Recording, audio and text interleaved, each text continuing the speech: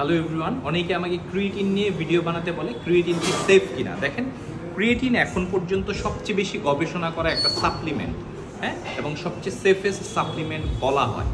এখন ক্রিয়েটিনটা আমাদের মাসেলে কি ভালো ওয়াটার, গুড ওয়াটার, যেটা যে ওয়াটারটা আমাদের হোল্ড করা দরকার সেটা হোল্ড করে রাখে, আমরা এনার্জি পাই, আমাদের ওয়েট বাড়ে, এই ধরনের কথা প্রচলিত আছে।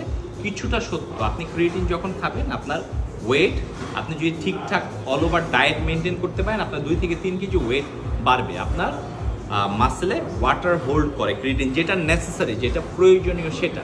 এখন আসি, ক্রিয়েটিন কিন্তু আমাদের শরীর নিজেই প্রডিউস করে, আমাদের লিভার, আমাদের কিডনি, প্যানক্রিয়াসে ক্রিয়েটিন উৎপন্ন হয়। এছাড়া মাছ মাংস জাতীয় প্রোডাক্ট থেকে আমরা ক্রিয়েটিন পাই, এবং ডেইরি প্রোডাক্ট থেকেও পাই কিছুটা কম ক্রিয়েটিন।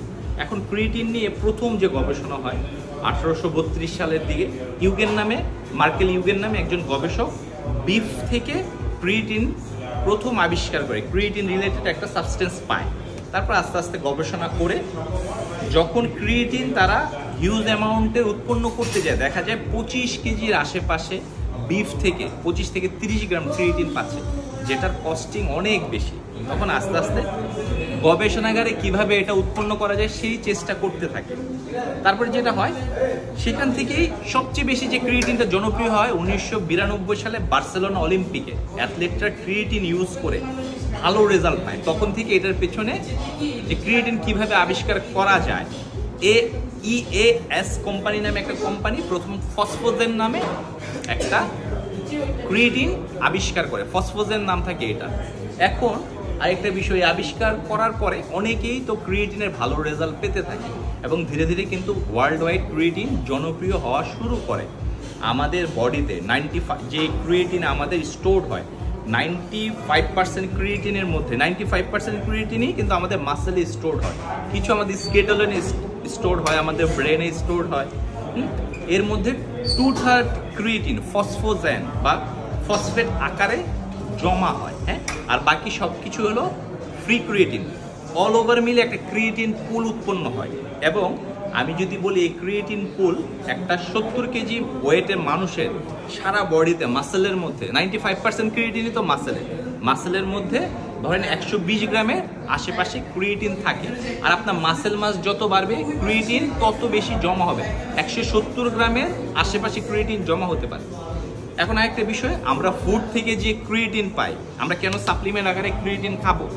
আমরা ফুড থেকে যে ক্রিয়েটিন খাই, সে ফুড আমরা অনেক সময় অনেক পোড়াই, অনেক রান্না করি, সেটা থেকে ফুডের, যেমন মাংসের থেকে ক্রিয়েটিন প্রায় 30% ডিক্রিট হয়ে যায়, চলে যায়, নষ্ট হয়ে যায়। বাকি যে অল্প পরিমাণ জমে সেটাও অ্যাবজর্বেশনের কারণে পুরোটা জমতে পারে না, তখনই এই সাপ্লিমেন্ট আকারে ক্রিয়েটিনটা প্রয়োজন হয়। আরেকটা বিষয়, আপনার ক্রিয়েটিনের ডোজেস কি পরিমাণ হওয়া উচিত বা কি পরিমাণ একটা জেনারেল মানুষ খেতে পারে। আপনি 5 to 10 গ্রামের আশেপাশে একটা জেনারেল মানুষ ক্রিয়েটিন অ্যাবজর্ব করতে পারবে।